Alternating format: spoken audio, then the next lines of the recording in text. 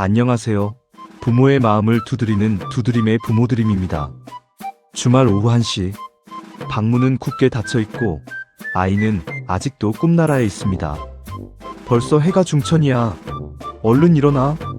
답답한 마음에 방문을 열고 잔소리를 해보지만 아이는 이불을 뒤집어 쓰고 짜증만 냅니다. 주말엔 시체처럼 잠만 자는 우리 아이. 도대체 왜 이러는 걸까요? 이거 단순한 게으름일까요? 아니면 피로 때문일까요? 결론부터 말씀드리면 우리 아이들은 지금 생존을 위해 자는 중입니다. 오늘 부모드림에서는 청소년기 아이들의 수면의 비밀과 부모님이 어떻게 대처해야 하는지 속 시원하게 알려드리겠습니다. 첫 번째, 아이들의 뇌와 몸은 지금 공사 중입니다. 청소년기는 제2의 급성장기입니다. 키가 크고 몸이 변할 뿐만 아니라 뇌도 대대적인 리모델링을 겪습니다. 이 엄청난 변화를 감당하기 위해 아이들의 몸은 더 많은 에너지를 필요로 하고 자연스럽게 수면 요구량도 늘어납니다. 성인은 보통 하루 7시간에서 8시간의 수면이 필요하지만 청소년은 8시간에서 9시간 이상을 자야 충분합니다. 하지만 학업과 학원 스케줄에 쫓기는 우리 아이들, 평일에 9시간을 잘 수 있을까요? 거의 불가능하죠. 결국 평일에 쌓인 엄청난 수면 부채를 주말에 몰아서 갚고 있는 겁니다. 두 번째, 청소년기에는 수면 시계가 뒤로 밀립니다. 일찍 자야 일찍 일어나지. 부모님들은 답답해서 이렇게 말씀하십니다. 하지만 청소년기에는 수면을 유도하는 호르몬인 멜라토닌의 분비 시간이 성인보다 약 2시간 정도 늦어집니다. 즉, 밤 11시나 12시가 되어도 졸음이 오지 않는 생리적 구조를 가지고 있는 것이죠. 몸은 늦게 자라고 세팅되어 있는데 학교 때문에 아침 일찍 일어나야 하니 만성적인 피로와 수면 부족에 시달릴 수밖에 없습니다. 그렇다면 이대로 주말 내내 자게 내버려 두어야 할까요? 여기서 부모님의 지혜로운 개입이 필요합니다. 몰아서 자는 것은 피로 회복에 어느 정도 도움이 되지만 너무 늦게까지 자면 사회적 시차증이 발생합니다.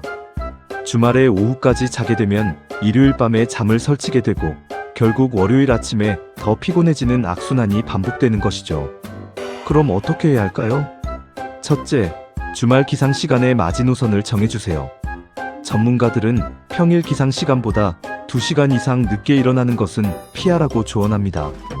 평일에 7시에 일어난다면 주말에는 아무리 늦어도 9시나 10시에는 일어나는 것이 좋습니다. 물론 처음부터 이 규칙을 강요하면 싸움만 됩니다.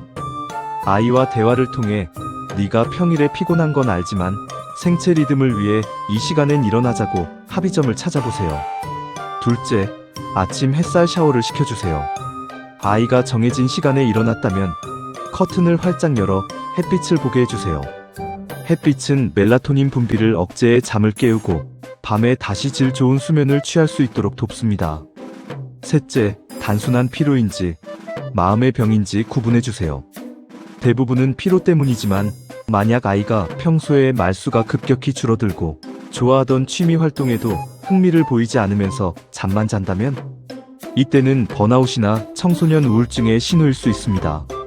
이럴 때는 잔소리 대신 아이의 마음을 살피고 필요하다면 전문가의 도움을 받는 것이 좋습니다.